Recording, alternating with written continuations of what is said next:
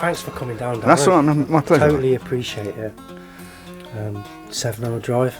7.5 with sat nav help. So Darren's had 2 cups of tea and we're all ready to go now. You're going to demonstrate quickly your method of making sides from veneers. Yes. And then tomorrow we'll talk about the advantages of that. Okay. And why you would want to do that. Okay, fine. So you're just going to briefly take us quickly through the process. Yep. I'm going to stand out the way. Okay, no problem. And maybe if we've got any questions, Lewis as well, you could just shout them out. Is that alright? Yeah, no, that's absolutely fine. Cool. Yeah. So let's talk a little bit about veneers then. Yeah. Would you call them veneers or laminations, or what do we Well, call them? you're starting with veneers, so the individual layer of wood is called a veneer. Once it's bonded together, like we have done with this, I would refer to that as a lamination. Okay. A laminate, which some people you hear that term used, isn't a term that I would apply to this. A laminate is more often what you'd call a product like Formica, is what's it's a high pressure laminate. But this is a lamination, so this is layers of material that have been bonded together. And so what are the advantages of using a veneer over a solid piece of wood? Well, there are several. I mean, from a cost point of view, veneers are cheaper than solid wood. So you can buy some very, very highly figured veneers at a much lower cost than you could buy the equivalent solid. You can probably source them far more easily than the equivalent solid. And there's a much wider range of veneers available than there is solid. So if you start laminating guitar components, you've got more choices. I mean, this one is a particularly crazy example, but you know, even things like bird's eye maple, you can find very, very nice bird's eye maple veneer far easier than you can the equivalently high quality solid. Virtually impossible to find as solid, and virtually impossible to bend as well. Yeah. So to be able to make an acoustic from bird's eye is pretty spectacular. Yeah. Well, I've got one of the Machiavelli, or the other Machiavelli nylon strung that's nearly finished. That's in bird's eye maple. So I'll post some pictures of that. Yeah, brilliant. Check on the website and we'll put some pictures up of that. Are there any special glues we need to use? Well, when I'm laminating backs and sides, I use urea formaldehyde resin. Okay. Lots of woodworkers out there are probably familiar with Cascamite as a product. Actually, I thought it reminded me of Cascamite. Yeah. Well, what Cascamite is, it's a powder resin and a powder hardener that are already pre-mixed in the can, right, in the tin. So when you take the lid off, you mix those two parts. And this is... Yeah, so it's that what it looks like when it's gone hard. It's that, yeah, exactly, it's that colour. So you just add water to Cascamite powder. The problem with that is that because you've got the resin and the hardener already mixed, as soon as you take the lid off the tin, the moisture in the atmosphere starts those two parts reacting with one another. So if you've had the lid off of the tin for a month, I don't mean sat there and you open it, put it back on, a month later you come back, 25% of the resin and the hardener have reacted. So what you're then doing is you're then actually creating a matrix of active adhesive with already gone off powder. So the quality of the strength, or the strength of that adhesive decreases fairly rapidly. The system that I use is actually a liquid resin with a powder hardener, and then I also add something called an extender powder, which is it's the wrong name for it really. It doesn't do anything to the cure time, but what it does, it prevents the adhesive from squeezing through to the surface. Now, if anybody's ever done any veneering with epoxy, for instance, you'll know that's a real issue. Epoxy comes through veneer very, very easily. But using this extender powder, it prevents any bleed through to the surface, which makes cleanup very, very easy. It kind of makes it thick, but what it does is it blocks the pores. So as soon as it gets pushed into the veneer, it's kind of plugging the pore. Exactly. Yeah. I mean, you can see that's the surface, and you know, if we'd done that with epoxy, there'd be patches all over that where the glue had come through. There's no bleed through on that at all. But there are other jobs where you can use any glue, presumably. Yeah, if you want. right. The advantage of using this type of resin for laminations is that you've got a very, very long open time. Mm-hmm. You know, yeah, exactly. It doesn't start curing as soon as you put it on the wood, which PVA does or Titebond does. Because of the way that those adhesives work, the water is soaking into the veneer as soon as you put it on, and that does two things. A, it starts to swell up the veneer. So you may start to get wrinkles forming in the veneer, but it also means that you're trapping moisture into that panel, which even when the glue's gone off, there is still that excess moisture in the panel. A UF resin goes hard purely through a chemical reaction, and it's not soaking into the wood and making it expand in the way that a water-based glue does. And you can hear, you know, that goes properly hard. Is it difficult to find this stuff? Nope. No. Again, you know, readily available. I stock it. You know, I can supply it to you. Link in the description. Absolutely fine. And the veneers as well. Are they easy to get hold of? Yeah, I'm more than happy to source veneers and supply veneers to anybody who wants to have a go at this. That's fantastic. Yeah. So if you're interested in getting hold of some of this stuff, then get in touch. Check the link in the description.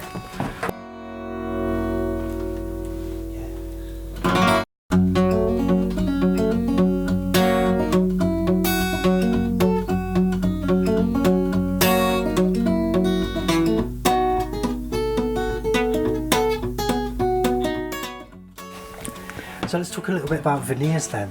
Yeah. Would you call them veneers or laminations, or what do you call them? You're starting with veneers, so the individual layer of wood is called a veneer. Once it's bonded together, like we have done with this, I would refer to that as a lamination. Okay. A laminate, which some people you hear that term used, isn't a term that I would apply to this. A laminate is more often what you'd call a product like Formica. Is what's it's a high pressure laminate, but this is a lamination. So this is layers of material that have been bonded together. And so, what are the advantages of using a veneer over a solid piece of wood? Well, there are several. I mean, from a cost point of view, veneers are cheaper than solid wood. So you can buy some very, very highly figured veneers at a much lower cost than you could buy the equivalent solid.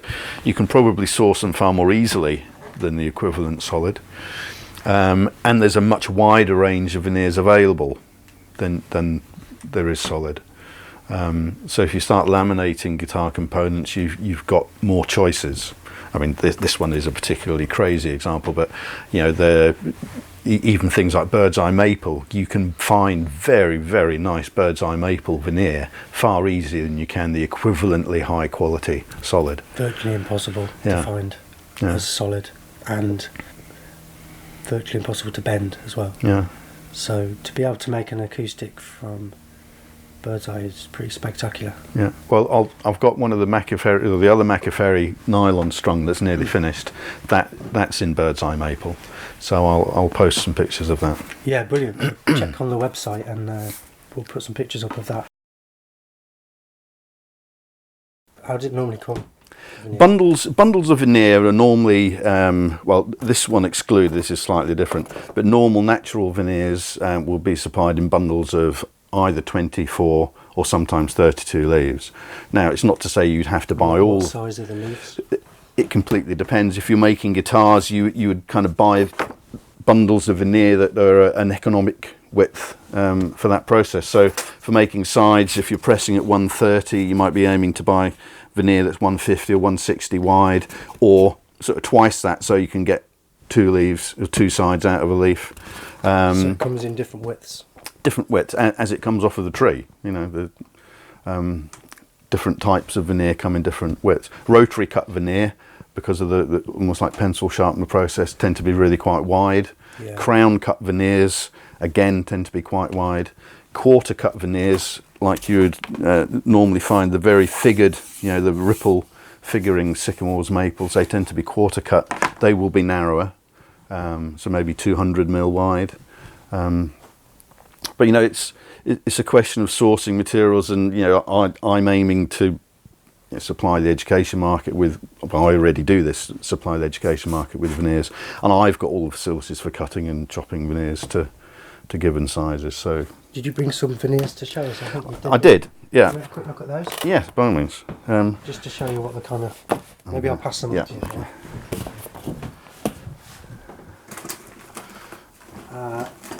Yeah, lovely. Is that the pack? Yeah, that's them. So these are actually all veneers that have been prepared for use in laminating sides. And so where do we get these from? Well, you can go to veneer merchants, you can come to me, you can probably come to me through you. Quite happy to see how that... Should we put a link in? Yeah. Maybe. Yeah, you can do that. Get it from? And I'm quite happy to make up packs of veneers specifically, with all of the intermediate layers, the face layers, the back layers and everything else for people. That's not a problem. So these are just tulip wood. So these are the poplar, tulip wood, poplar. This is what you use for the core. This is for the core. Some cross-grain pieces. Yeah, that's right. Just remind us again what we do with the cross-grain pieces. Okay, let's find a natural timber rather than one of those wacky ones for this. Okay, so let's a bits of bird's eye. So bird's eye would be really difficult to bend if you wanted to do that by hand. Yeah, and just going back to the natural veneer side, you'll quite often find it's easier to buy spectacularly figured veneer than it is spectacularly figured solid, just purely because it is so much more valuable. Of course. Well, as I understand it, they would put that stuff aside when as it was processed. Yeah. They would say that's for veneers. Keep that for veneers. That's really special stuff. Yeah, exactly. So that's why the veneers are always really spectacular. Yeah. As opposed to solid wood. Yeah. One of the main advantages. Yeah. So I mean that you can't really see it properly in the light, but that is a really pretty. It's got a bit of quilting figure in it, but everything, really nice deep bird's eyeing. So that would be the face layer. Going into the layup, you then have a cross grain layer. You then have another central long grain layer,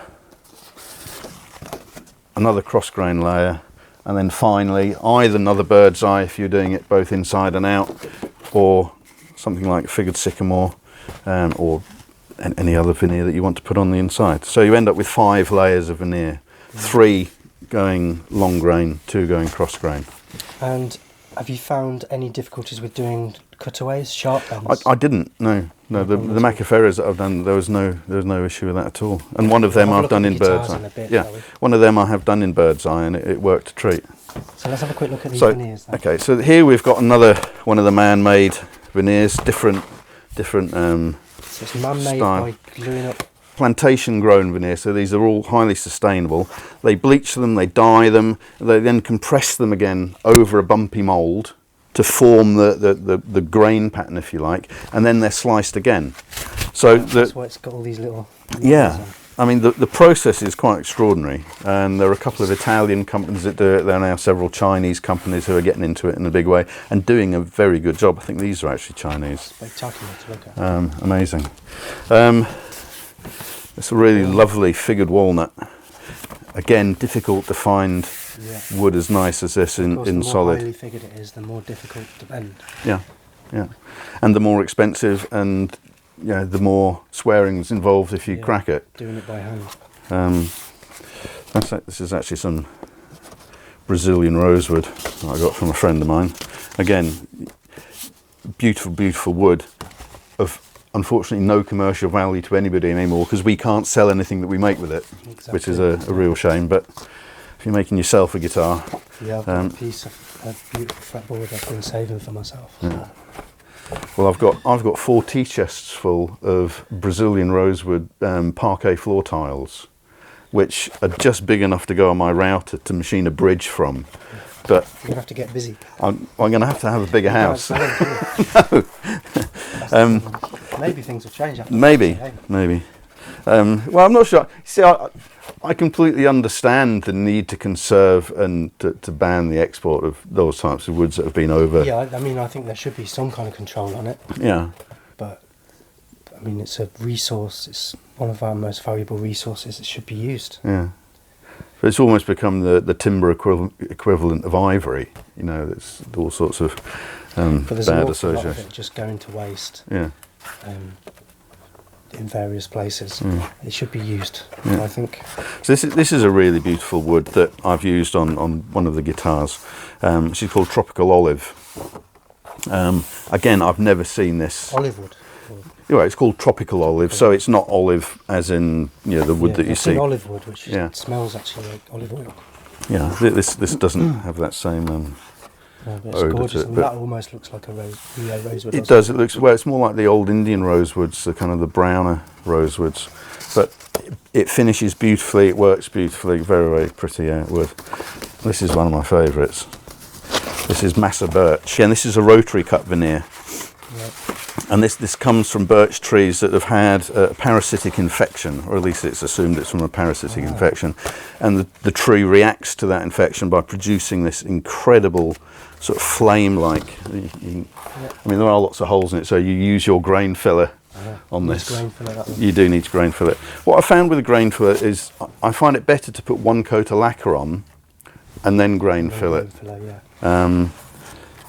Because I find that the lacquer kind of brings the grain out more.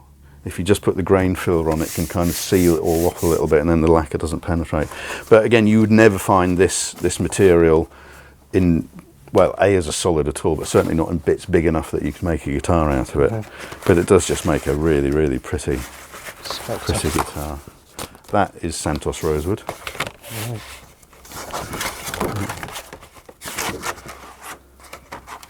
Again, these are all book matched, so at the end of your guitar, The you'd other thing about veneers, isn't it, is that it matches better than it matches almost perfectly. saw cut, because there's always that bit of waste in the middle. Yeah, absolutely. The saw cut, so they never match perfectly. Yeah, I mean that Whereas would knife literally cut, have come. yeah, it's literally next door.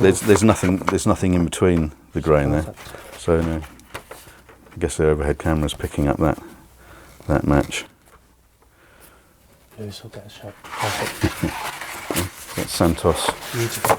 And then this is another wood. I have seen guitars made of this. It's called Tineo. It's almost it's the same type of density as, I'd say probably maybe a little bit harder than cherry, somewhere between cherry and walnut from a hardness point of view. But it has these spectacular kind of black and red on orange stripes to it. That'll make a lovely guitar. I haven't made one out of this yet. I will do. I've got lots of this. I bought a load of this. Seems to be a lot more variety with veneers than there is available with solid wood. This doesn't even begin to touch on it. I mean, I have got wallets of veneer samples that have probably got 200 species of veneer, of which I would say maybe at least 30 or 40 of them would be interesting for making guitars with, and that's not including any of the fancy man-made ones. I mean, they do a man-made one now that looks like snakeskin, coloured snakeskin, which is just. Well, we need to see some of this stuff. So we'll include links for this underneath or wherever you put links nowadays. Yeah. We'll put links there so you can get hold of some of this stuff.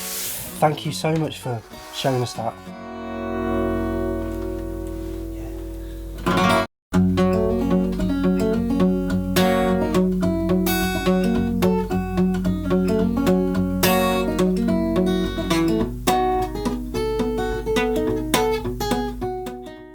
Are there any special glues we need to use? Well, when I'm laminating backs and sides, I use urea formaldehyde resin. Okay. Lots of woodworkers out there are probably familiar with Cascamite as a product. Actually, I thought it reminded me of Cascamite. Yeah. Well, what Cascamite is, it's a powder resin and a powder hardener that are already pre-mixed in the can, right, in the tin. So when you take the lid off, you mix those two parts. And this is So it's that. what it looks like when it's gone hard. It's that. Yeah, exactly. It's that colour. So you just add water to Cascamite powder.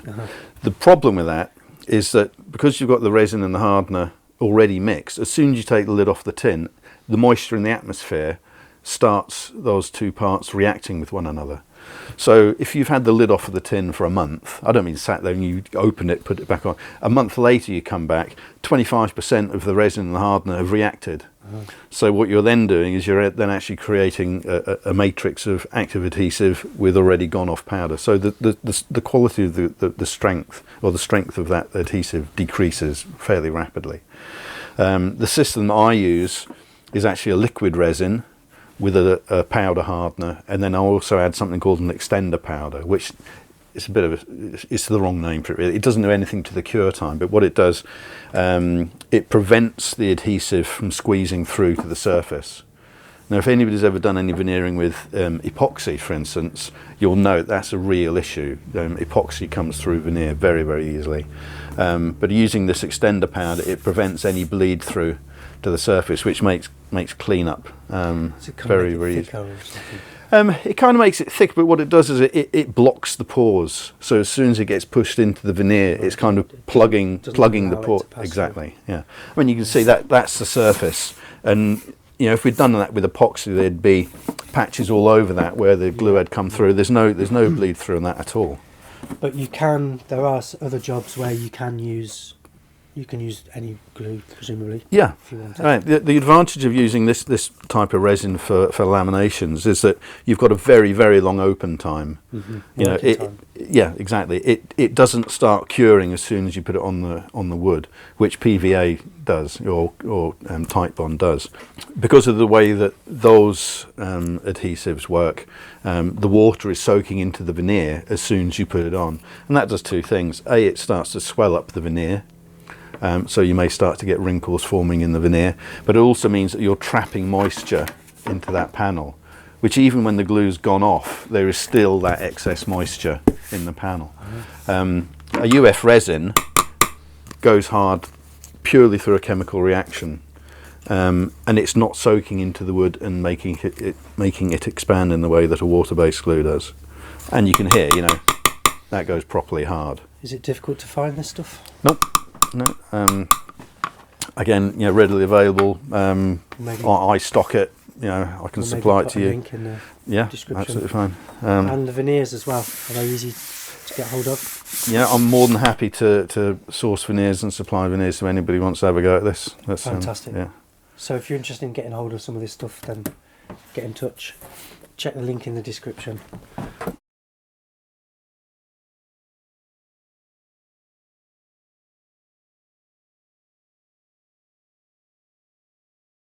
Because of the thinness of the veneer, it can be a bit daunting to folks to know how to join that perfectly without any step or anything like that. Yep, absolutely. So you was going to demonstrate to us how that's done?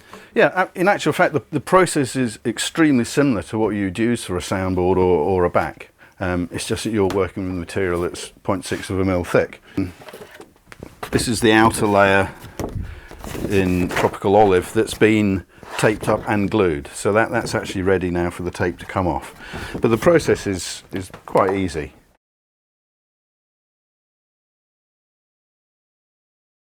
But what you do is you've got your two layers of veneer, exactly the same way. If you're going to join them there, what you do, you fold them over just the same as you would with the soundboard. Just a bit of off-cut MDF and a bar. Just push them both up against that. Put the bar on top, just leaving a little bit protruding, and just poke it out just over the edge of that bottom bar. Okay, so you keep the bar as close to the edge of the veneer as possible, and then the veneer just overhanging the bottom piece of offcut. And then with your plane, just the same as you would with a soundboard, you can just shoot that edge. And you can see, you know, you're producing lovely little shavings off of the veneer in exactly the same way as you would a piece of solid. So just a couple of shoots with the plane, is it? Yeah, that's it. I mean, you can just push it together to check that it's going to, you know, it doesn't need a bit taken off the middle, but that's pretty good. I can't see where the join is, so that's always a good sign.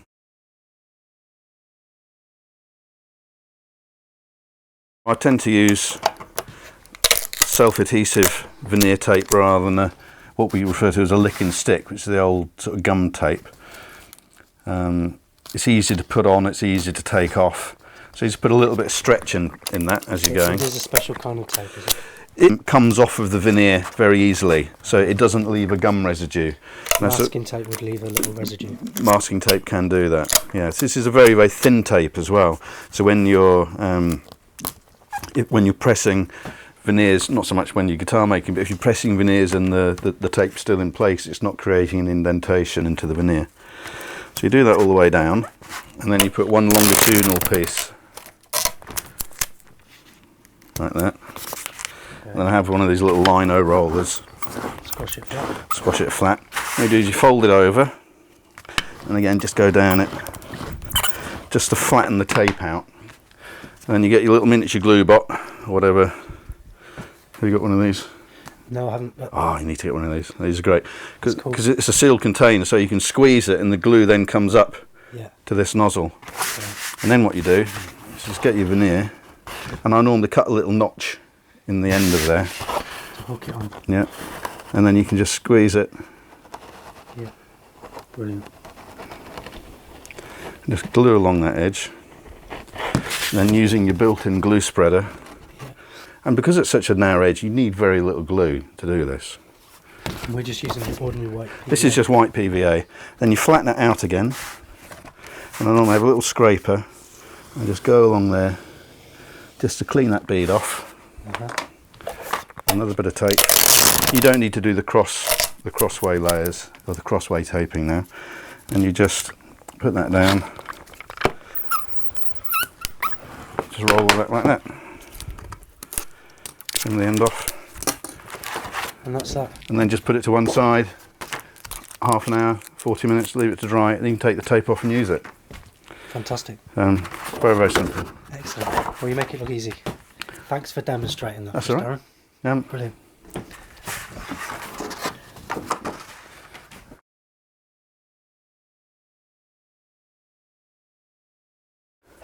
So in the case of this, you can see this was the joint that we did first, and this is the secondary joint. So if we now take these off, I mean, taking tape off of veneer, it's always, you keep an eye on what's happening, because if it starts to lift the grain up, come from the other end, and also, you know, coming sideways is often quite useful, but make sure you're not coming so sideways that you're going to tear the... yeah, exactly. Also keep a short tail, I say. Yeah, keep it low. You can see what I'm doing there, keeping it low to the material. What I find is if you've got a long tail, you tend to lose control. Yeah. And then if it does lift the grain, you can't stop in time. Yeah. So if you keep a nice short tail, yeah, you're less likely to do some damage.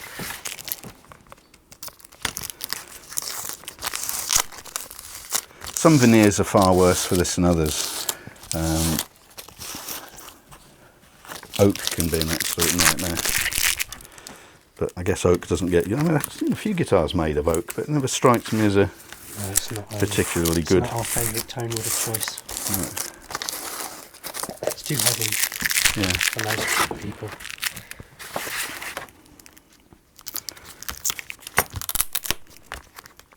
Bog oak seems to be a thing. I think that's it's a fad, is it? Some of those trends are kicking off. Yeah, I've used bog oak. It's spalted beech, spalted maple. Yeah. You used to be able to buy dirt cheap. Yeah. But then when people started using it for guitars, suddenly it becomes super expensive. Yeah. It goes up 10 times the price.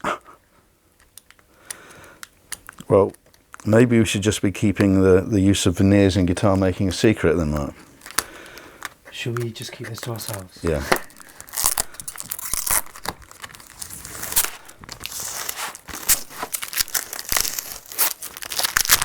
So you can see there, I mean, would you be happy with that as a joint, Mark? That's not too bad at all, is it? Essentially perfect. Invisible glue joins, that's what we're looking for. It didn't take very long, did it? No. Brilliant. So that's gluing, or edge gluing veneers. Fantastic.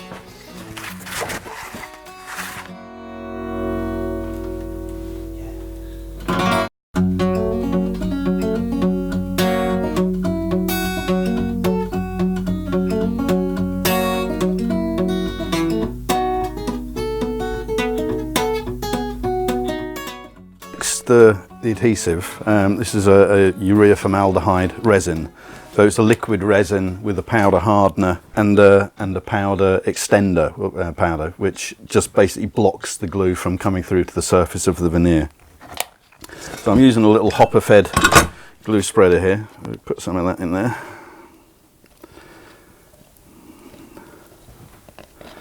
We can top this up as we as we go, as we need to. So why have you chosen that glue over an ordinary wood glue like Type 1 or PVA? Well, the advantage of a UF resin is it has a very long open time. So you've got plenty of time to get the glue onto the veneer, get the veneer lay up onto the mould and get it under pressure before the glue starts to go off. The other key advantage is it's a chemical cure. Okay, so it's not relying on moisture in the glue line being absorbed into the veneers the same way as a PVA would. PVA will work, but what it means is when you take the layup or the sides off of the mould, you've still got a lot of that moisture trapped within that veneer. Of course, yeah. Whereas with a chemical cure adhesive, once you take it out and the glue's gone hard, that's it. You know, there's no additional evaporation to take place. Now, one of the important things when gluing up this type of layout, we've got alternating directions of grain. So this is a rather wild and wacky face veneer. That's going to be on the outside of the guitar. Then we've got cross grain layers of tulip wood, poplar, basically poplar, and a central long grain layer again of tulip wood. Now we only ever glue onto the long grain layers because if you use this resin with a roller on the cross grain layers, it tends to just pick it up and smash it to pieces, so we don't do that. So we're only going to glue onto the long grain layers. And you don't need a huge amount of this adhesive. You don't want it to be squeezing out the sides and going everywhere, so you can be fairly mean with it. And also because it's not going to be drying or part curing through absorption of the moisture into the veneer, you know, you've got plenty of time, and it's more important to get it even than it is to get it on quickly. Now, the way this little glue spreader works is if I pull that trigger and roll it, I'm actually putting more glue down. If I pick it up and let the trigger go, I'm then just distributing the glue that's already there. So you can, any areas that have gone on a bit thick, you can go over them and move the glue into the area that hasn't got any on yet.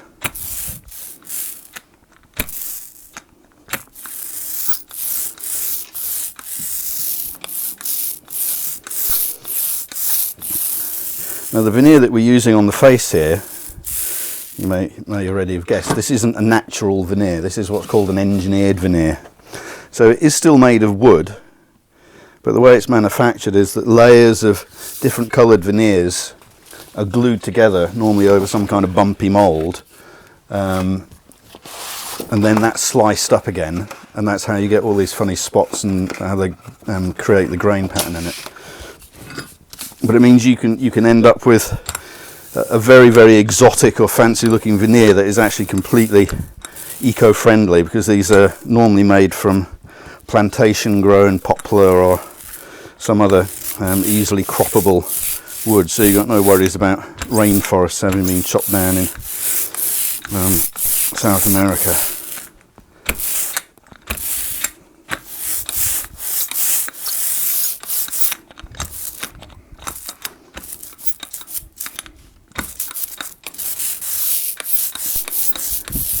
What I'm looking for here is just a nice even coating, and I'm kind of using the reflection of the light to judge how much glue is on in any one space. Obviously you want to make sure you don't end up with any dry spots.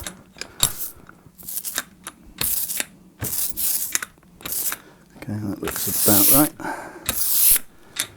What we'll do is we'll just take that and put that down on there, and then flip the whole thing over again. So again, we're applying the glue to the long grain layer.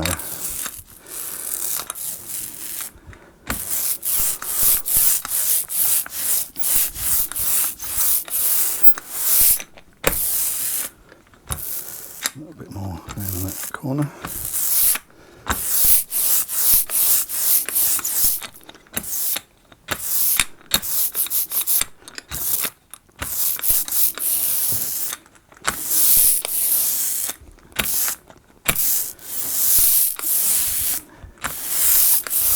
So all of the internal layers are tulip wood, and then what I tend to do is use a different veneer to the outer for the inside of the guitar. So in this instance, I'm actually using a figured sycamore, which I always think looks quite nice on the inside of a guitar. So the question Lewis asked earlier was, do you always use tulip wood? Well, I have on most of the, say most, probably half the guitars I've made, or guitar sides that I've made, I've used tulip wood on, and that was primarily because the Macaferri guitars, which were the guitars that first interested me in guitar making, were constructed using a poplar core. Whether or not they use 3 layers with grain going in different directions, it's very difficult to ascertain. I've never had that confirmed, but it was certainly a poplar wood core. There would be nothing to stop you using the same species of veneer all the way through. So if you particularly wanted a guitar with solid ebony sides, for instance, you could just use ebony veneer all the way through rather than using different species. So almost like a solid ebony side. Exactly. So you'd end up with something that was, for all intents and purposes, solid ebony. But one of the moulds, it's important to make sure we put it the right way up. So having the fancy veneer on the outside, and then what we've got here is what we refer to as a caul. This is just another thin sheet of plywood with this non-stick glass cloth material on it, and we put that on top of the veneer, on top of the layer. And we can just start. These are like double-sided Velcro straps. They're really useful for holding the material more or less in the shape that you're going to be pressing before you put it in the vacuum bag. Also means you just make sure everything's positioned correctly. If you're using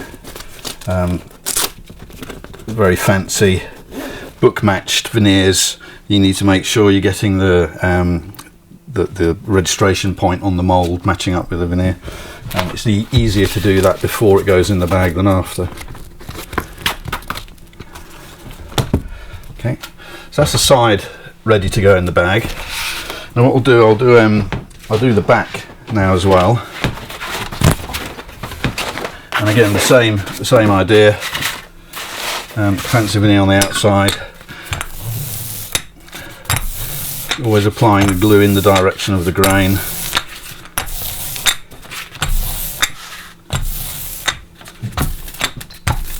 Is there a reason to apply the glue in the direction of the grain? Because if you go the other way, you can see how it's really quite sticky. If you do it that way, the veneer tends to wrap around the roller. Yeah, of course. And that causes swearing, in my experience.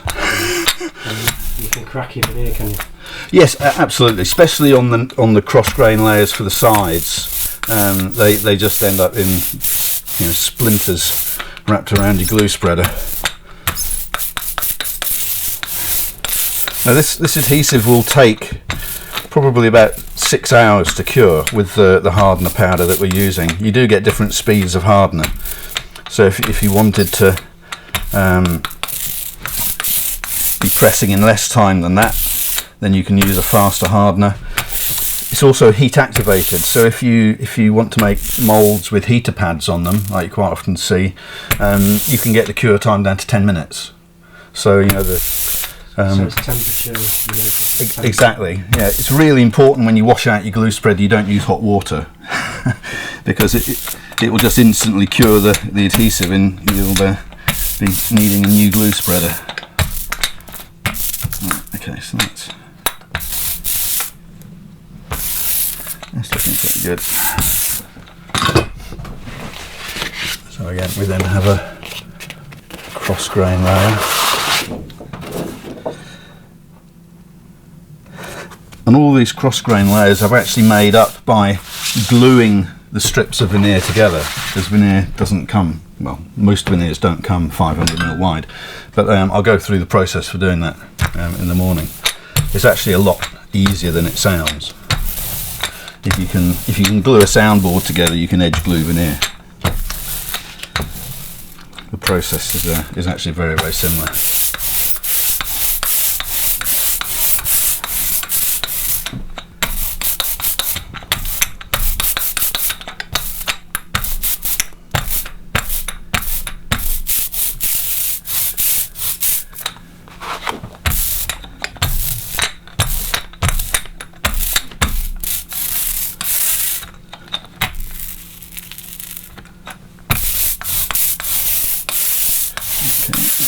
done.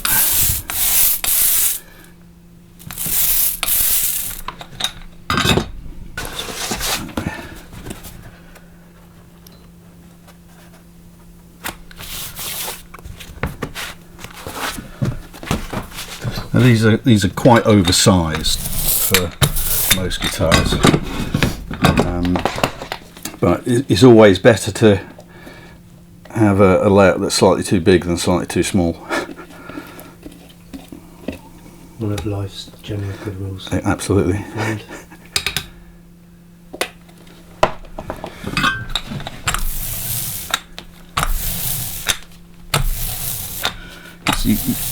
You'll often find with panels or even the layout like this that the quality of the bond right at the very edge isn't as good as it is sort of 20 mil in from the edge. So I always make sure that we have plenty of spare. And if as you're doing it you find any little blobs of sawdust or anything, just pick them off, because you don't want to make you don't want to have any little bits of grit or anything separating the veneers once they're in the press. Otherwise it stops the layers of veneer squeezing together nicely.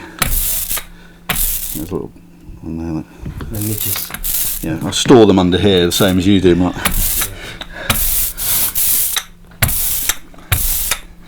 You never know when you're going to need them, do you? No, exactly. Okay. Looks like a lot of fun. So what I say? It looks like a lot of fun. It is fun. It's good. You're going to find out how much fun tomorrow.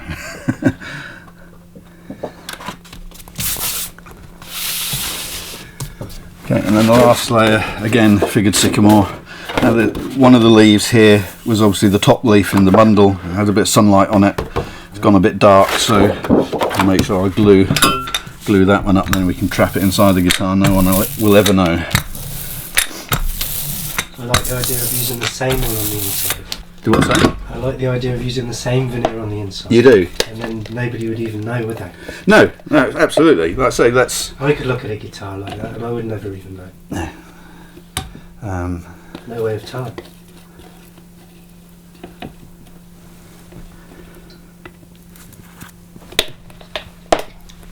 So I mean, that's kind of like a halfway house between doing it this way or doing it with the same veneer all the way through. Clearly, you've got those options, haven't you? Yeah, exactly. You haven't got the solid no.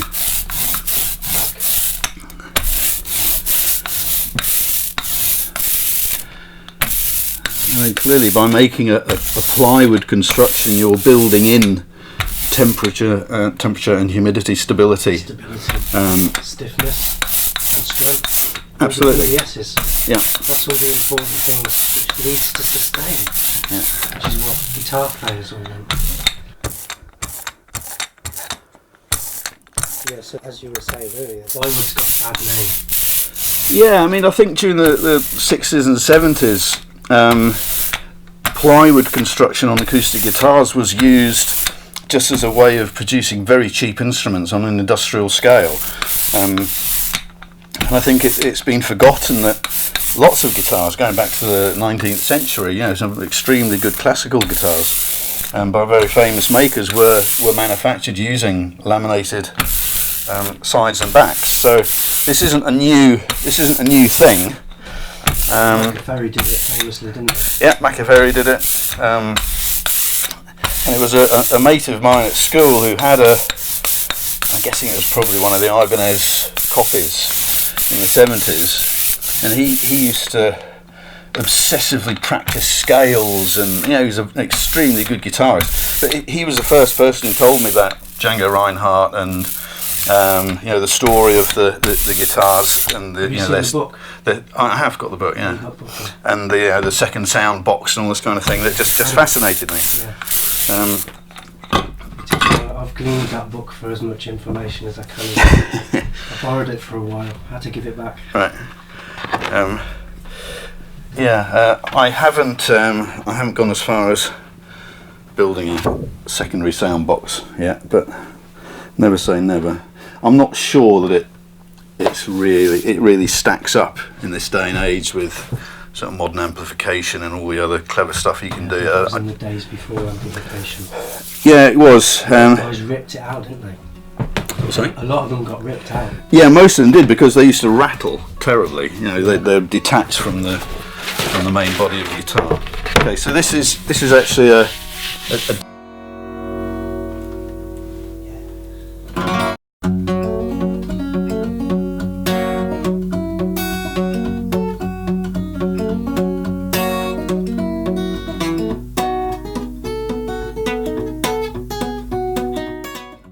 Okay, so this is actually a dish that I'm going to use for laminating the back. So this has been CNC machined. I'm not going to remember what the radius is now. Is it 4.8 meters or something? Is a fairly standard one, isn't it? Something like that. Well, I usually work in feet when it comes to laminating the back. It's usually 28 foot. Or yeah, this is 28 feet, Mark. This is exactly 28 feet. Okay, so we put the and this has got like a high pressure laminate, like a Formica surface, which again is pretty non-stick. If I wanted to go belt and braces, then you can put a piece of the same PTFE glass cloth on the mould as well, but in this instance let's just put it on there, put that on top, and then we can stick that in the bag. Okay, so here we have one of the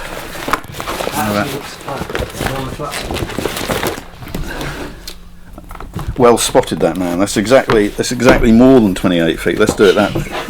Let's do it. It's because it's got the same colour laminate. There's a tip. I need to put a different colour laminate on the face to the back. Right, so let's try that. That could have been a bit of a comedy moment there, couldn't it? Okay, so this is a polyurethane bag. They're made out of polyurethane because it's a very tough material. You know, it has stretch, but when it's being used, you're not relying on it stretching to do its job. But it's very tough, very airtight, and lasts for a long time. How many do you think you could do in one bag? Oh, hundreds, thousands. It just depends on how carefully you look after your bag, really. Bag should last forever if you look after it. Exactly. I mean, if you drop knives and chisels on it, then clearly, it's not going to last as long as. I'm looking for a bit of breather fabric, as if you're careful with it. So, I mean, the bags aren't horribly expensive. Even an 8 foot by 4 foot bag that we supply for doing sort of big veneered panels is like 100 quid. What's about that breather? Yeah, the breather fabric. What that does, it just ensures that you have an air path from within the bag over to the bag connector. So if you don't have that, what happens is the vacuum pump just sucks the opposite side of the bag onto the bottom of the bag connector, and then you don't get the air out of the bag. So as long as you've got the breather fabric over onto the panel that you're pressing and is underneath the bag connector, then that will work fine. It'll make sure that we can suck all the air out. And the sealing strip is this little 2-part plastic strip.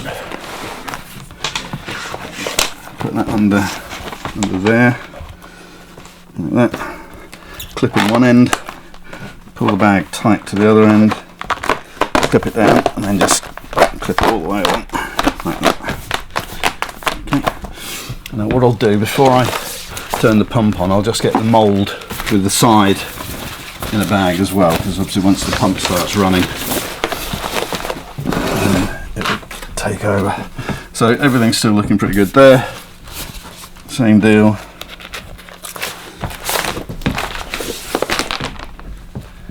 Open the bag up, and this can go in any way up. The pressure is going to be applied from all directions at once, so you don't need to worry about having it like that. It can just go in whichever way it fits most comfortably in the bag. Again, a bit of breather fabric.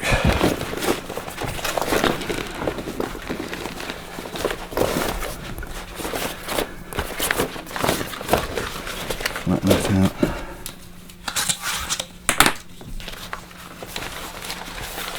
It will take a minute or two to get the air out of the bag once we start the pump. And with the veneers being held in position with the Velcro straps, you don't really need to pay a lot of attention. The thing that you want to make sure hasn't happened is that the bag hasn't got sucked down in between the mould and the layers of veneer.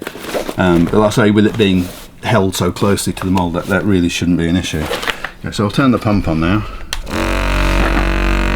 And then we've got several vacuum lines here running off of the same pump, which I can use independently. So I just open that valve now, and that's now going to start sucking the air out of that one. And I'll wait until this one's sucked down before I turn the vacuum line on for the bag with the back in it. I can connect that up. And all the fittings we use on these machines are all standard. It's got a standard push fit pneumatics connector. So you push the tube in and it locks. If you pull the little coloured collar back towards the fitting, that then releases it. So they're all sort of plug and play.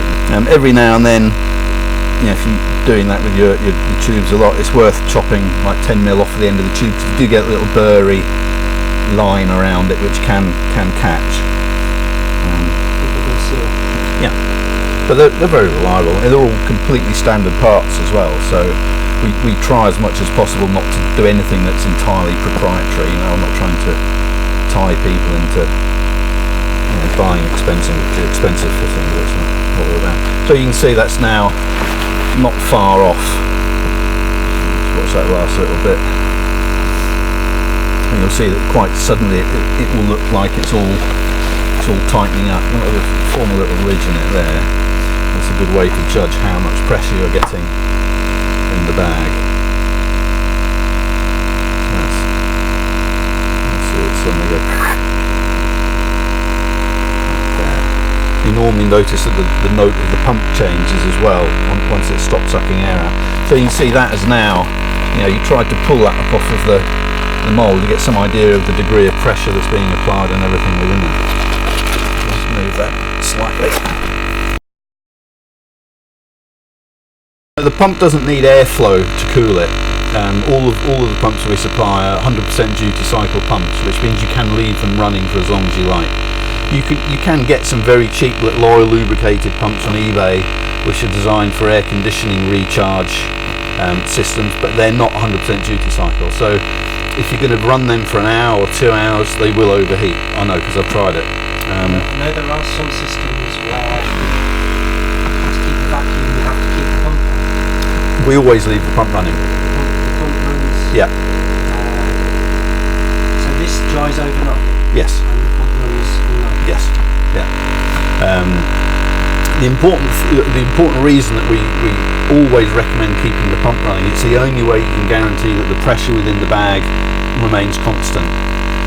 Over the years there have been various vacuum pump systems that turn on and off, but by their very nature that means they're getting to a certain level of vacuum, stopping, dropping pressure, coming back on again. So you've got this constant variance of the pressure in the bag. It's best to keep it running all the time. Yes, absolutely.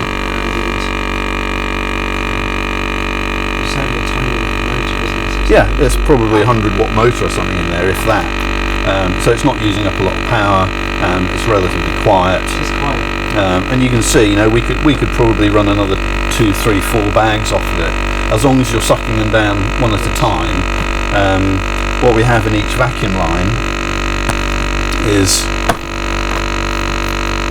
the shut-off valve or the on-off valve, and we also have this little device here, which is a non-return valve. What that does is when you open up to suck the air out of the second bag, the non-return valve prevents any air going back into the first bag whilst the second bag is being evacuated. But using those devices, like I say, you can run multiple bags very, very easily. Up to how many do you think? Depends on which. A little pump like that, for guitar sides, I'd say you can probably happily run 6 bags. Exactly, your 6 bags would give you 2 sets of sides and 2 backs. Although with the backs you can actually put more than one back in at a time, because you can just layer them, interleave them with another layer of the PTFE glass cloth to stop them sticking together. The difference in the radius is so slight, it's not important, so you can actually stack them quite happily. And that's that really. What's that? So you need to leave those overnight now? Yeah. So at least 6 hours? Yeah, well, that particular adhesive, or with that particular hardener, normally about 6 hours. what I'll do is I'll wash out the glue spreader. I won't wash out the pot because it's a really useful way of checking how cured the glue is, to come back to the pot in the morning and see how hard it is. And in a polythene pot, once that's gone hard, that will just all pop out completely. There won't be anything left. Yeah, exactly. That was very interesting. Thank you. Fascinating to see how that all works. Hoping the guys on the website will find it just as interesting as I did.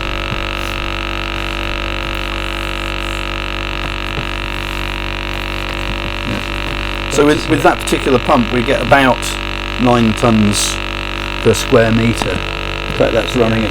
It's running it. Yeah, it's running it over 9 tons per square metre of pressure. Yeah, it's perfectly even. Absolutely, totally. I mean, you'd have to have some very, very strange weather for the pressure to be different from one end to the other. And what most people don't realise is that it's not the sucking out of the air that's applying the pressure. It's the weight of the atmosphere. Exactly. Pushing down. Yeah. All you're doing by sucking the air out of the bag is you're creating a pressure differential. So you've still got atmospheric pressure on the outside, but you don't have any atmospheric pressure on the inside.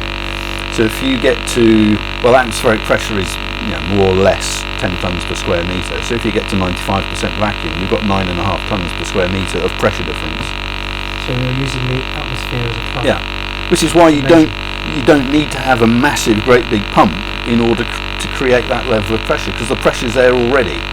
Yeah. You're not creating the pressure, you're just removing it, which is a much simpler thing to do. Well, so I think we should go and hit the pub. I think so. Yeah, that sounds like a very good idea. Tomorrow and see what they look like. Excellent. Cheers, Darren. Thank you, Mike. Thanks for this as well.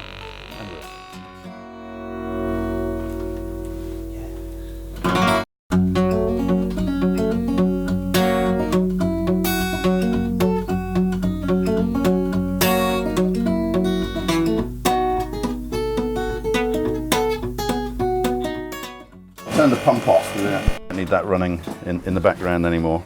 And the first thing I always do, the reason I never wash up the pot that's got the glue in it the previous day, is it's always nice to come in and check that the little bit of glue that's left in the bottom has gone really nice and hard, because you then know that the glue lines within the laminations will have done the same. If I just bring the side mould over first, what I'll do, I'll just disconnect the tubing from the bags to get the tubes out of the way. And it's just a case of taking the sealing strip off.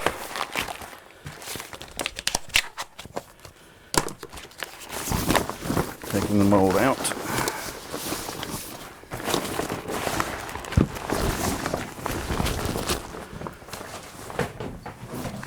That's the bit of breather fabric that's stuck nicely to the Velcro, and then we just undo the Velcro straps. Don't get excited, that's just the caul spring nut, that's not the lamination.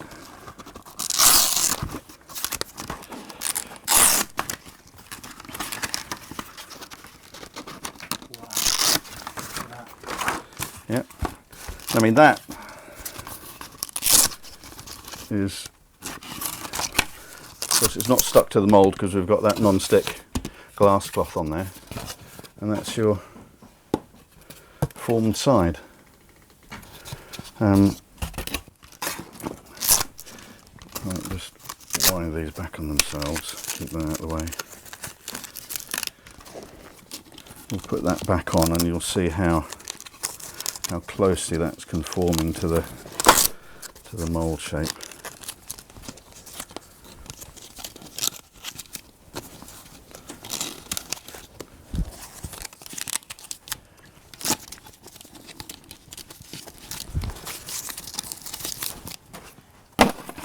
Right. So I mean, you can see there. There's no spring to speak of at all. So from a reliability point of view, laminating sides is great because you're using very flexible materials, but you're creating a really quite rigid and stiff structure very accurately from the mould. Feels pretty much like a normal side to me. Yeah, well, it would do. It's 2.5 mil thick wood. Yeah. obviously looks spectacular. So should we get the other one out? Yeah, the same. This is a less dramatic lamination, but it will still demonstrate that we've formed the dish shape. Mostly down to Mark pointing out I was about to put it in the wrong way up, which would have been hilarious. So that's just the cool. And there, again, you should be able to see that you've got that slight dishing. Yeah, it's definitely domed. Look at that. Check it out. So when I've braced backs, I have a template for marking up the brace positions that then goes back onto the same mould. I glue the braces up and just tape them in position and then put them back in the latex bag when I'm bonding the braces down. Again, suck it down. And fantastic. So you use exactly the same technique and bag. It's a different bag material. To glue your braces on as well. To glue the braces on. Excellent. Yeah. Well, that's eliminates the need for a go-bar deck then, doesn't it? Well, it does. I mean, there's nothing wrong with the go-bar deck. The main issue that I see with them is that they're creating a very sharp point of pressure rather than an evenly spread pressure. But that's not to say if you have, 10 go-bar pressure, whatever this is called, sticks, you'll achieve the same thing. But it may well take you longer. Yeah, it's definitely. So brilliant. Well, look at that. I'd call that a success, wouldn't you? I think that's very successful, yeah. That's not bad. I mean, the fact that we use this fairly wacky veneer kind of demonstrates one of the aspects of laminating that excites me, in that it allows us to make guitars out of materials that you can't buy as solid wood. Exactly. There are a limited number of species that you can buy as sort of matched guitar sets. There's a far greater number of species of veneer that you can buy. Both natural veneers like the figured sycamore on the inside, and also things like the man-made one that we've got on the face of these parts. Yeah, and of course you can choose what you use on the outside and the inside. Yes. Getting the advantages of the tone from all the different woods. Mix it up. Yeah, I mean, the other thing to bear in mind about the layup that we've used here, it does have a poplar core, which is a fairly soft wood core. And that is primarily because that was what was used on the Machiavelli guitars. And what I haven't done experimentation with is, rather than having the grain completely at right angles, maybe having the internal layers with the grain just at an angle. That will still 45 degrees opposite. Well, not even necessarily 45 degrees, a shallower angle than that even, because that's still going to give you the cross grain stability of a plywood, but it will give you sort of 80% of the grain going longitudinally rather than only 60% of it, which is what we've got here. Yeah, I guess there's room to experiment to optimise it. More room for experimentation than I've got time to. Yeah, well, that's what we're here for. So yeah. But no, for sure, there are so many options. And if you're making a Macassar ebony guitar, for instance, you could use Macassar ebony all the way through. So you can end up with components that are solid ebony, or solid rosewood, or solid anything else.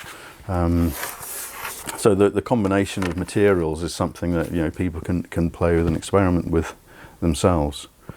So let's just talk about the main benefits then. The main benefit, obviously, from my point of view, is that you can use what would be unusable wood for bending. Yeah. Impossible to bend, you can use that. That's kind of one of the creative advantages. Yeah, but obviously, from a builder's point of view, you have to consider price. Yeah. So solid timber is very expensive, and it's also wasteful, isn't it? It's incredibly wasteful. If you're buying guitar, what sort of thickness do your guitar sides come in at? 4mm? 3mm? Yeah, 4mm. Yeah, 4mm. 5 even. 5mm. So you've bought a piece of 5mm thick timber. To get that piece of 5mm thick timber, they've had to use a saw blade, which is probably quite thick given the width or depth of wood they're cutting through. So you may have another 3mm, maybe even 3.5mm of wood that's already gone in dust. Yeah. then you're taking your size down to what, 2.5? Yeah, something. 2.5 mil. So you're losing another 2.5 mil. So out of every 8 or 9 mil of wood that you start with, you're actually using 2.5 mil of it. Because veneers are knife cut, you know, you start with your log and they're actually sliced with a big knife. Kind of like a pencil sharpener, isn't it? Well, there are different ways of cutting veneer. There's rotary cut veneer, which is like a pencil sharpener, and things like bird's eye maple will normally be rotary cut.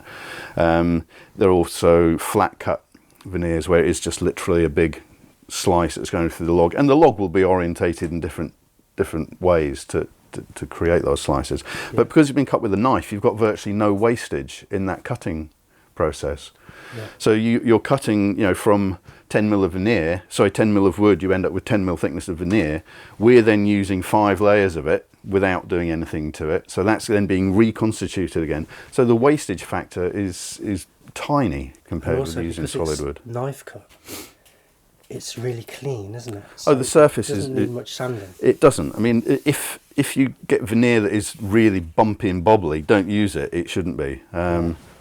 And there are certain types of veneer that I probably wouldn't use for guitar making for just that reason. Of course, and that leads us on to the main disadvantage of a veneer is that if you over sand it, then you can sand through the top layer, and I think at that point you've pretty much ruined it, haven't you? It's not ideal. Not ideal. To use one of my family phrases. No, for sure. You have to be a lot more careful when you're finishing it. When you're sanding it. Like I say, it comes knife cut, which is like almost like a planed finish. Yeah. All you really need to do is a lick with 240 or maybe 180. Yeah. If you need to get rough. I mean, what I'd say is if you're using a new veneer and you're not sure how it's going to sand, just stick a piece down onto a flat bit of MDF and sand it how you intend to sand your guitar, and just try to sand through it. See how long it takes you to sand through it, and that's a really useful. It's a really useful experiment to do. That's what I always say. Yeah. Test first. And the other thing I'd say with veneer components is don't be tempted to sand them as you go along. So don't get the back out and think, oh, I wonder what that's going to look like when it's sanded, and give it a sand to see how it looks, because you will forget how much you've sanded it. So when you then come to assemble a guitar and you then give it another sand, you can't remember how much you've taken off the first time. Yeah, I always recommend to leave the sand until the last kick of the ball, because you never know what's going to happen during the build process. Like if you sanded it early on, you might put a scratch in it during the build process and have to sand it twice. So to avoid that, leave it till the last kick of the ball and then sand it just before spraying. Absolutely. But if you are using veneer, the one thing I would say, if you're binding it, you have to be super careful and super accurate with your binding, I would say. So you don't want to be taking 80 grit to it to sand your binding down, otherwise you'll end up ruining your veneer. So it's gonna force you to work a bit more accurately and cleanly, but that's always a good thing, isn't it? Yeah. Well, when the guitars that I've made, and I'm standing here having made 3 guitars, when I've come to clean up the bindings, I've actually used a scraper blade, because I find it easy to control the removal of material, and because you're kind of looking at it the whole time, exactly, you can see as soon as you get down to the point where you're starting to take material off of the side rather than just the binding. You can stop at that point. And that's the point which you stop. But then from there, you have literally just got to clean up with either 240 or 320 grit paper, which isn't removing a lot of material at all. So the main advantages are that you can use spectacular wood that would be otherwise unusable for bending, and it's a lot cheaper. It is cheaper. The veneer is a lot cheaper. I'm not saying heat bending is unreliable, but you're far less likely, especially as a novice guitar maker, to break a side that you're laminating. And if you do manage to screw up a side, because the leaves of veneer within a bundle are all sequential, it means that you've probably got another 3 leaves of veneer that will still match the one on the opposite side that you'd have available to you. Exactly.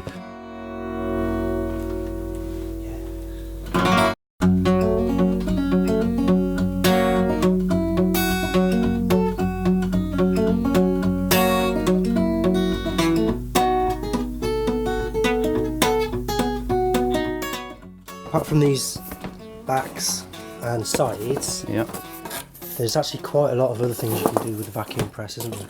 There are. I mean, the vacuum pump itself, and using vacuum technology for this type of thing, all it's really doing is it's enabling you to apply pressure between either layers of material, or between one material and another, or between two objects that you're just trying to bond. A good example of that is when you're bonding a bridge onto a soundboard.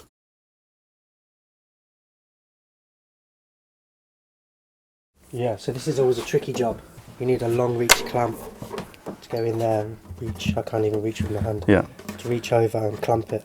And so they always a tricky shape inside. Yeah, and also the clamps tend to be quite big and heavy, Yeah. and soundboards tend to be quite light and soft. I've seen a few get damaged during that job. Yeah. As you put the clamps in and out of the soundboard, you can damage the soundboard. Yeah. So this is one of the things I've always wanted to get hold of. Yeah. Is a vacuum press to glue the bridge on. Yeah. So you'd obviously have to locate it and pin it as normal. Yeah. And then you've got some holes on the inside. Or Yeah, what I know. Not drill all the way through. You could. It depends how thick your soundboard is. You know, if you can drill like a 1 mil deep hole in your soundboard such that you can get it registered with a very short pin, then fine. I tend to just drill through, and then I'll put a bit of tape on the underside of the hole. And what sort of tape would that be? It can be anything, literally masking anything. Masking tape, parcel tape, anything you like. All it needs to be is airtight. So you're just sort of covering, and if you can spread that along under the underside of the bridge reinforcement, all the better. With a steel string guitar, it's less of an issue because you tend to have another layer of material under this part of the soundboard anyway as a reinforcement. Yeah, on the nylon strung guitar that I made, that isn't there. So all you've got is the thickness of soundboard. So that's actually a lot more porous. Most guitars have a bridge plate. Yes, So- certainly steel string. So all you need to do is just need to seal off the underside of the holes. Yeah. At which Brilliant. point you can then glue up your bridge, put it in place. I mean, do you want to? Can I suck that down on there? Of course, with a bridge, it tends to have a twisting motion. You might see this on old guitars where the bridge is coming up at the back. So when you're gluing it, if you can apply even pressure along the whole bridge, you get a much better solid joint. It's much less likely to come loose. Yeah. Yeah. As opposed to just having 2 or 3 long reach clamps with 2 or 3 pressure points. Yeah. So yeah, we'll just do a little demo on there, shall Yeah. we? Okay. Fine. So basically, all we've got here is it's just a sheet of solid laminate, but it can be anything that's airtight. I mean, acrylic would work pretty well as well. And that's just been machined with an aperture in it. Got a vacuum tube connected on I've either seen end. people use even MDF for that. Well, you can use MDF. I'd say if you can use MDF, lacquer it, Seal it, yeah. because MDF is very, very porous. Right, so it needs sealing. I Anything can, porous needs sealing. yeah, on my vacuum bed on my CNC router, I can put a sheet of 25mm MDF, turn on the vacuum table, and suck something else down on top of the 25mm MDF. You've got so much airflow going through even an inch. So I wouldn't have thought that. yeah, it's phenomenal to watch. Right. So this is a completely solid material, and all I've done is I just put a bit of latex Yep. on the side. How strong is that? You've probably got 800mm elongation on this before, or maybe more than that before it breaks. So in actual fact, all you want the membrane on this type of device to do is just to be very stretchy. It doesn't need to be especially strong, it just needs to be very stretchy. And what was it called again? That's latex. Latex. Yeah. I've heard of neoprene being used for this. Is that similar? Again, any stretchy airtight material will do. And I've just used exactly the same on the bottom just to create a seal. To create the seal. Yeah. So what you See it do, work then. position your bridge, glue it, line up with your registration holes in your soundboard, put your little metal pins through so it's held in correct position. Put your bridge clamp over the top, turn the pump on, and then you open the vacuum connection. There you go, bang. Wow.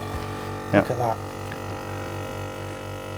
And so, if I was doing this normally, we'd use white wood glue because the bridge is one of those parts that you might need to remove at a later date.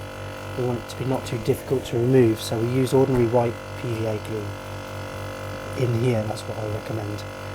So put the glue on, leave it in the vacuum clamp for about 20 minutes, and Yeah. then that glue will have dried enough to take this clamp off, clean out any excess, and then we will put the clamp back on until the glue's properly dried. How long would you recommend to leave it on for? I'd probably leave this on for several hours. If you can leave it overnight, if it makes no difference to you, then leave it overnight. It is one of those bits that you want to make sure is really properly bonded. Brilliant. And the main advantage to this, like I say, is that it's perfect even pressure over the whole bridge. Yeah. So you're going to get a much stronger glue joint. Yeah. So that's the bridge. What else have you got here? Okay. What else?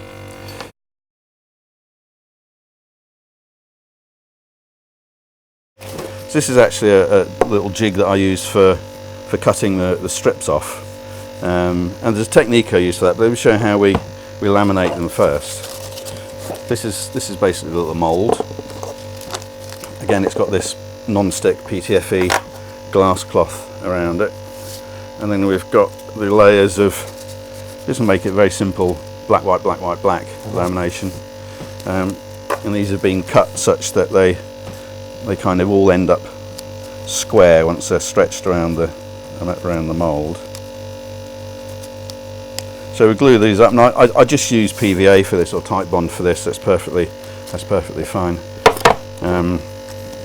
Then what I tend to do is, once they're glued up, I'll just tape them at the back, get another bit of tape, and you'll see the reason for this in a moment. There's a little dip in the mould there, and what that does is when the layers come round and the tape over it, I'll probably put another bit of tape over there as well, a little bit further and a little bit tighter. What that does, it sucks into there. It's actually pulling the material around the mould as well. So it's just a way of making sure it's pulled really nice and tight around the mould. Okay. And then I've got so many little offcuts of polyurethane. I've just made up some little bags specifically for this. Can be just cut to any size you want.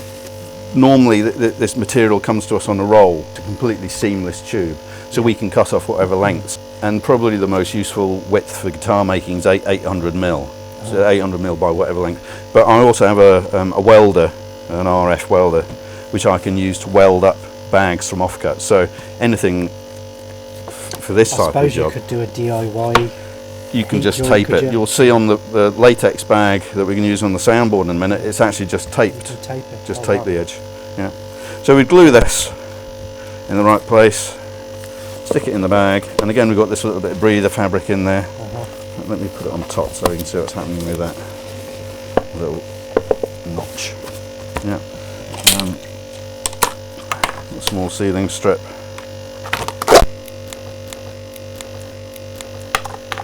Connect that up and suck the air out. And now the magic happens. And now the magic happens. Now you see where that tape has now been sucked into that. So it's pulling the material around the mould as well. That's clever. Yeah. So then we would set that aside to dry. Just leave that to the side. Yeah. And then tell us how we would cut strips off. Right, Blue Peter fashion. Grab you a saw. Yeah, absolutely. Here's one I made earlier. What you need is a saw, and I mean it can be a little offcut of soundboard or anything really. Perfect. Yeah. How are we going to do this? Actually, I'll do it there. Okay. Get a spacer. Make sure it's not going to distort your saw. That's okay. There you go. There's fine. Right. Okay. So this is glued. Right. So the first thing you do is you put it so it's a little proud of the surface, and on a sanding sheet you get one side nice and. Make sure it's resting on the black, white, black. Exactly. Yeah. So you're leaving the black, white, black a little bit proud of the MDF. Sand that so it's nice and smooth. Then push the MDF down. Okay. So it's now completely flush. That's clever. And you just start going round. We like that. You just go all the way around. As long as you keep your fingers above the blade, you'll be fine. Yeah.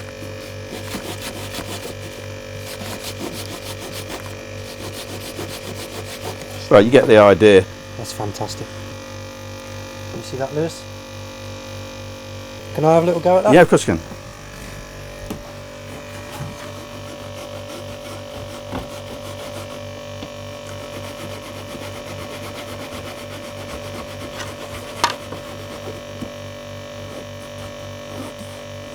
Brilliant. But it's so much more controllable than trying to clamp the block and move the saw. Brilliant. Great little technique. And I'd experimented with using little cutting heads in Dremels and all sorts of stuff, but that... Yeah, I've seen it done with Dremel. Yeah. But that's a clever little trick. A great little tip there from Darren. Thanks for that.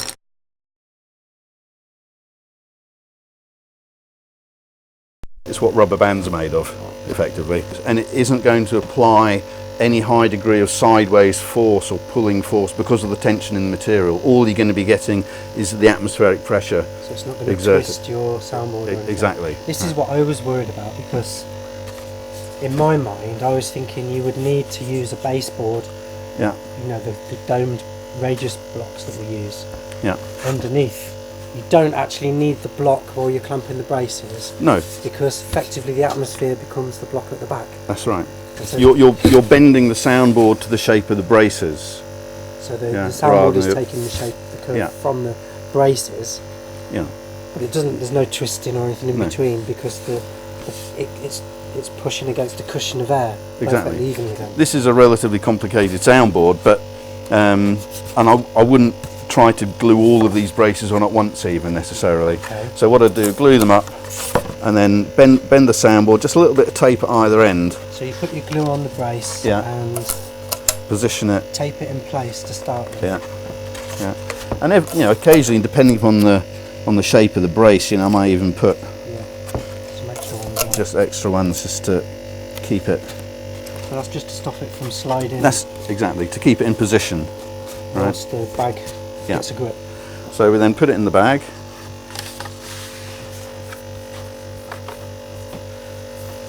Get the sealing strip.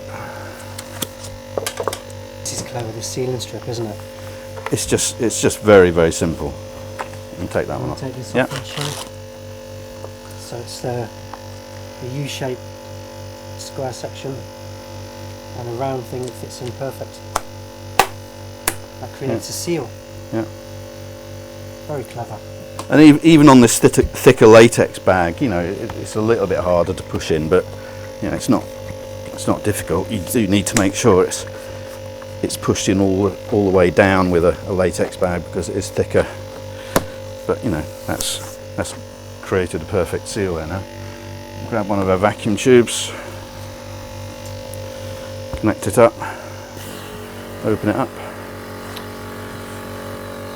Wave our magic wand. Now this, you can see, has just been taped with glass tape, so this isn't welded. This has literally just been folded over, and it's got sticky tape down both sides. So it shows how versatile it is, doesn't it? Absolutely. I mean, once you've got a vacuum pump, you'll find all sorts of different things to use it for. Now you can see there how sucked down around all the bracing on the...